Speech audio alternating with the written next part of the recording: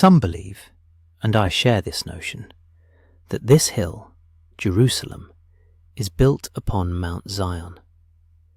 The forest floor itself began to undulate, as if breathing. It turns out the wind had parted right down the middle. Yet the true astonishment arrived when lava started to pour out faster than the aquifer's replenishment rate. When the water vanishes, the ground recedes, and a blue light streaked upwards, then bloomed into a pulsating orange ring hovering.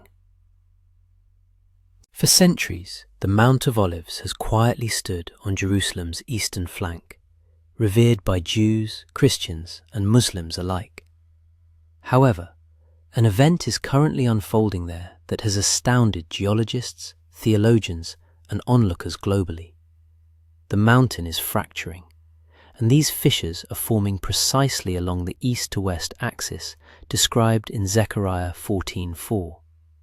This ancient prophecy foretells the division of the Mount of Olives into two when the Messiah reappears. Residents report profound rumbling, peculiar subterranean breathing sounds, and even flashes of blue-green light flickering at night. What is transpiring beneath Jerusalem? Is the prophecy coming to pass? Remember to like, comment, and subscribe for further investigations. Zechariah 14:4 stands as one of the most striking prophecies in the entire Old Testament. It declares that in the culmination of days, when nations coalesce against Jerusalem, the Messiah will descend upon the Mount of Olives. And the instant his feet make contact with the mountain, it will cleave in two from east to west, forming a vast chasm. Many posited that mountains simply do not behave in this manner, not without cataclysmic tectonic forces capable of remaking entire regions. Others believed the prophecy referred to a spiritual metamorphosis, not a physical terrestrial rupture. But today, as new fissures etch their way across the Mount of Olives, precisely along the east-west alignment, this ancient scripture has re-entered global discourse with astonishing intensity. Contemporary scholars, archaeologists, and geologists are now confronting a reality that earlier generations could not fathom. The geological makeup beneath Jerusalem actually renders such a division plausible. The region rests directly atop the Dead Sea Transform Fault, one of the most active fault systems in the Middle East. This fault line extends in the exact direction Zechariah delineated, east to west beneath the core of Jerusalem, crossing directly under the Mount of Olives and continuing towards the Temple Mount and the sealed Eastern Gate. Only within the last decade have residents, researchers, and drone footage unveiled expanding fissures emerging across the mountain. The configuration, orientation, and progression of these cracks align with the prophetic pattern with uncanny precision. Some experts posit that the mountain might be undergoing an initial stage of gravitational slippage or tectonic stress accumulation. Others contend that the cracks merely indicate surface-level erosion. Yet, the convergence of widening fissures, escalating micro-earthquakes, subterranean rumblings, and thermal anomalies has compelled many to reconsider long-held assumptions. Across 3 independent sources, videos, transcripts, and modern eyewitness accounts, the same conclusion emerges. The Mount of Olives is behaving in a way unprecedented in recorded history. And what renders this even more remarkable is that the location is not arbitrary. This very mountain is, according to Scripture, the prophesied arrival point of the Messiah at his second coming. The confluence of prophecy, geological alignment, and real-time activity raises a profound query. Are these occurrences mere coincidence, or is a divine timeline silently unfolding beneath Jerusalem's soil? Eyewitnesses traversing the ancient paths of the Mount recount scenes that seem to have sprung directly from prophecy itself. Slender, jagged fractures carving across olive groves, crevices slowly widening over weeks, dust ascending where no breeze ripples. Some report that the cracks appear to pulsate, subtly broadening at night, then constricting again with daylight, as if the mountain is expanding and contracting like a living entity. These rhythmic movements have perplexed analysts because they do not conform to typical seismic patterns.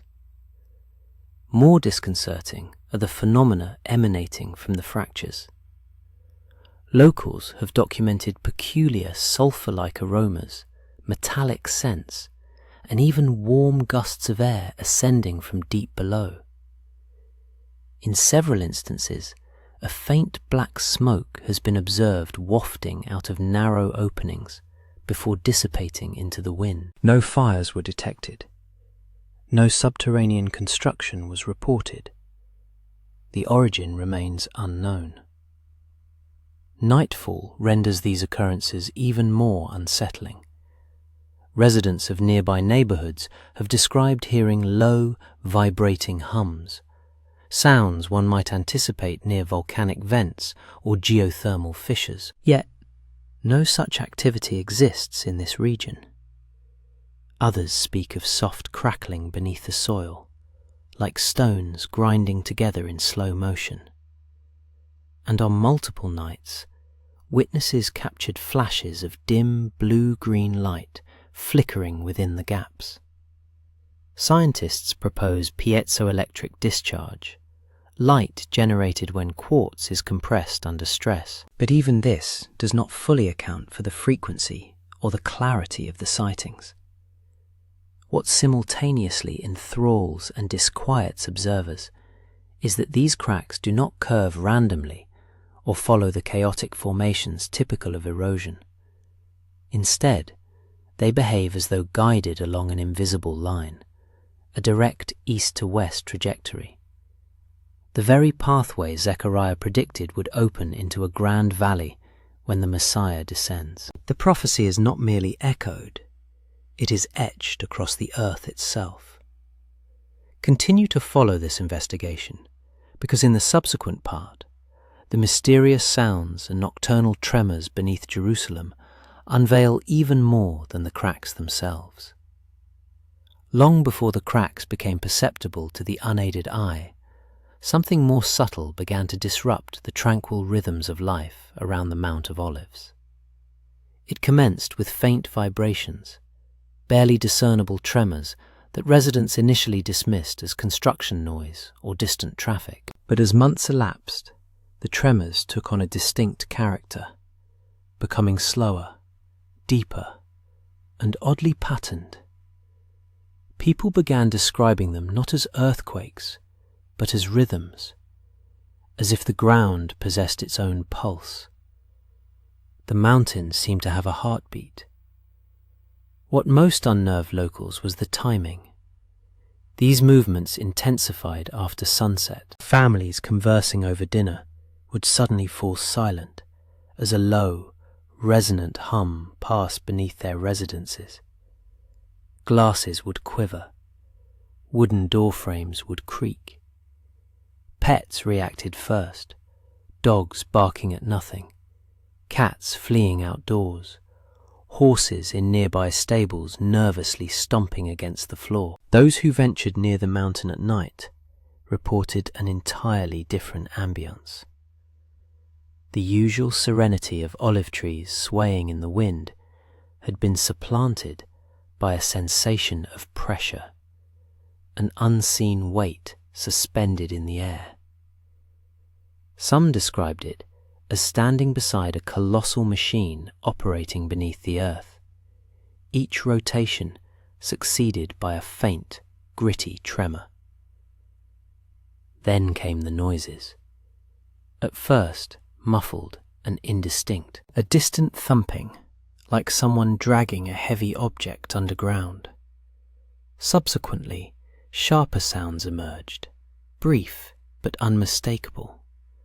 A deep, throbbing oomph, the rasp of stone against stone, and at times a soft crackling, like embers shifting in a dying fire. Residents dwelling closest, if they placed their ear to the ground, could discern layers of movement within the earth, as if multiple sources were active concurrently. A few rare nights produced something even more perplexing. Flashes of pale blue or green light flickering from within the fissures. Witnesses characterized the glow as momentary, like the blink of an eye. The light produced no sound, left no scorch marks, and offered no clear explanation. It appeared and vanished, without pattern, but always accompanied by a brief surge in vibration, felt more than heard. Some scientists propose piezoelectric effects, created when stressed quartz releases electrical energy. Others suggest trapped gases igniting momentarily under pressure. Yet, these theories fail to address the broader phenomenon. Why the sounds adhere to rhythmic intervals, why the tremors behave like breathing cycles, and why the experiences grow stronger towards the eastern ridge, the precise direction of Zechariah's ancient words. The mountain's behavior does not resemble a geological event unfolding in isolation. It feels coordinated, as though multiple subterranean processes have begun operating with a singular, emerging purpose. For many living nearby, the sensation is unmistakable. The Mount of Olives is no longer silent. It is awakening.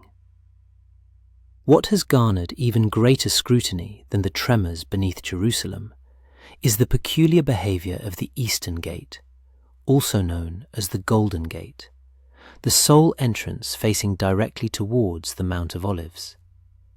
This is the very gate through which the Messiah is prophesied to enter upon his return.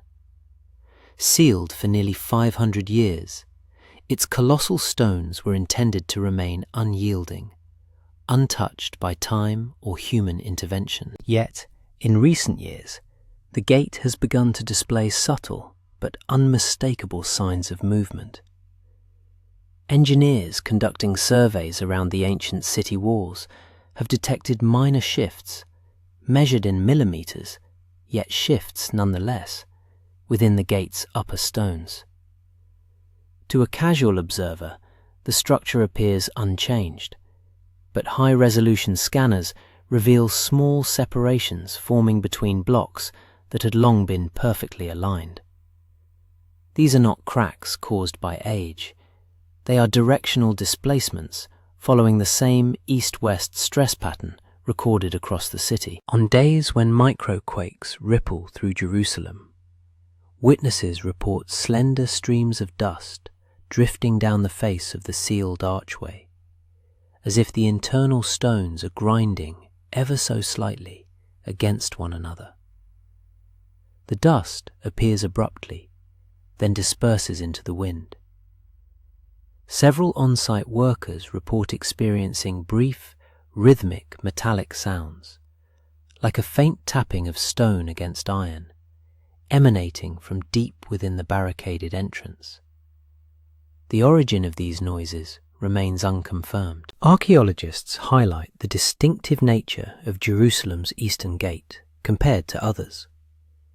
Beneath its current Ottoman construction lies a complex network of ancient passageways, burial sites, and foundational chambers. Due to this intricate, layered architecture, even minor internal shifts can dislodge dust or create acoustic echoes.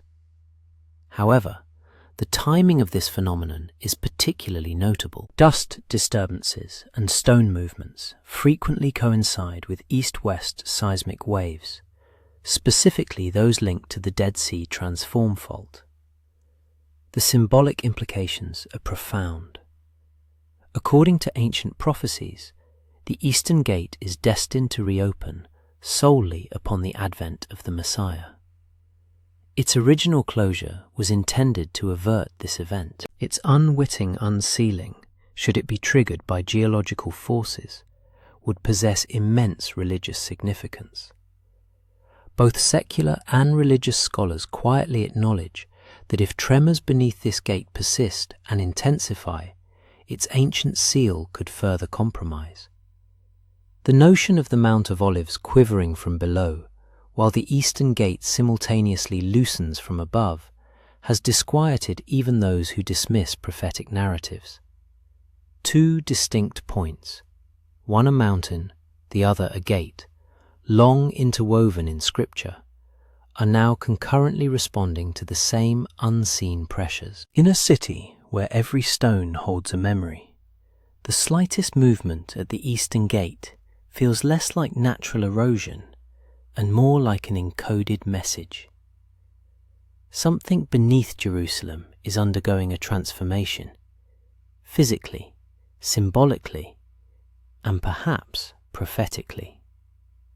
Long before international media outlets began scrutinizing the cracks on the Mount of Olives, Israeli authorities had already altered their approach to the ancient ridge.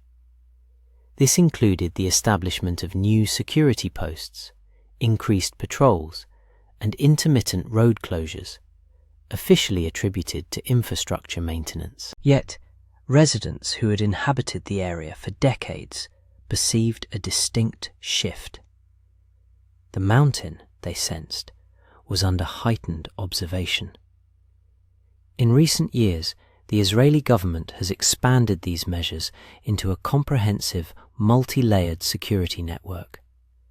Discrete sensors have been embedded across the slopes, capable of detecting even microscopic movements beneath the soil. Some of these devices measure vibrations, while others track heat signatures or the formation of subterranean voids. Technicians service these sensors at unconventional hours, often in hushed tones, as if the purpose of each instrument is not to be questioned. A significant number of these sensors are positioned directly over the east-west fissures now bisecting the ridge. Drones became a regular fixture shortly thereafter. Small, unidentifiable units glide silently across the nocturnal sky, sweeping the mountain's surface with narrow infrared beams. Residents observe that these drones seldom deviate from their paths. They repeatedly trace the same trajectories, as if programmed to monitor specific areas where the ground has exhibited signs of instability. This consistent flight pattern suggests a pre-programmed grid linked to seismic data, indicative of an intentional, ongoing assessment rather than merely routine surveillance.